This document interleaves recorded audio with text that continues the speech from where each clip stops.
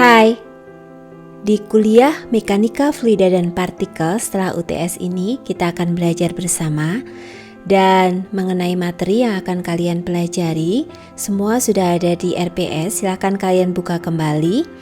Di sana ada materi-materi apa yang akan kita pelajari, kemudian juga bagaimana sistem ujian dan tugas yang akan diberikan pada kalian, dan juga mengenai pustaka yang kita gunakan.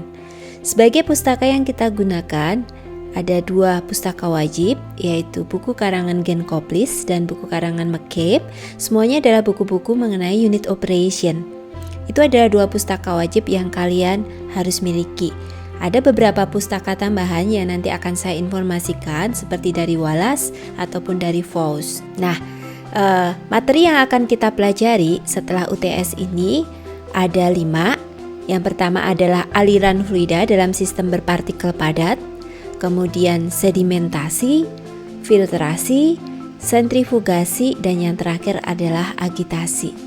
Nah, di 2 pertemuan di 2 minggu ini kita akan menyelesaikan materi aliran fluida melalui sistem berpartikel padat. Hari ini kita akan belajar menggunakan video. Nah, nanti minggu depan kita akan bertemu secara tatap muka. Silahkan kalian menanyakan jika ada hal-hal yang tidak kalian mengerti. Selamat belajar. Pada pertemuan kali ini kita akan belajar mengenai aliran fluida dalam sistem berpartikel padat. Jika sebelumnya kalian sudah belajar mengenai mekanika fluida di dalam aliran dalam pipa, pada kesempatan ini kita akan mulai belajar bagaimana jika di dalam sistem itu tidak hanya ada fluida, tapi ada pula partikel di dalamnya. Aplikasi mengenai aliran fluida yang melalui partikel terendam ini macam-macam. Sebagai contoh pertama adalah pada kasus settling atau pengendapan. Tentu saja pada kasus pengendapan ini bukan hanya ada fluida saja, di dalamnya ada partikel juga. Nah, kemudian biasanya kita menggunakan gaya gravitasi ya. Kita tunggu selama sekian waktu, partikelnya kemudian akan mengendap. Aplikasi yang lain misalnya adalah aliran melalui packbed atau unggun tetap. Packbed atau kita kadang-kadang sebut juga sebagai fixed bed, itu adalah sebuah reaktor. Nah, di dalamnya biasanya ada tumpukan katalis seperti ini, macam-macam bentuknya. Ada sphere, silinder, atau kadang irregular. Dan di sana fluida akan mengalir di dalamnya.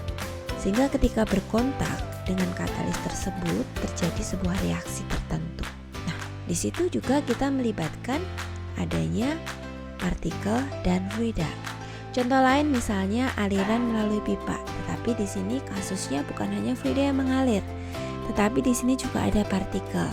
Misalnya di situ ada satu aditif yang diberikan gitu ya. Misalnya di dalam sebuah proses pengolahan minyak. Nah, di sini tentu saja bukan hanya fluida, tapi juga ada partikel di dalamnya yang berinteraksi. Aplikasi yang lain misalnya aliran melalui unggun terfluidisasi atau kita sebut sebagai fluidized bed. Kalau tadi di sini ada packbed, di mana kalau di dalam packbed itu partikelnya tetap di dalamnya, tetapi pada kasus fluidized bed di sini partikel itu terfluidisasi atau bergerak juga bersama aliran fluida.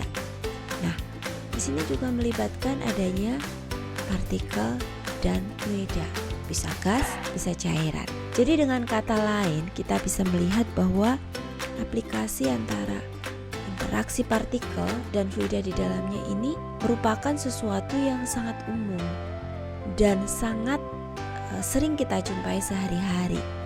Bukan hanya melibatkan fluida saja, tetapi kemungkinan besar ada partikel di dalamnya, menjadi sesuatu yang berbeda dan menarik.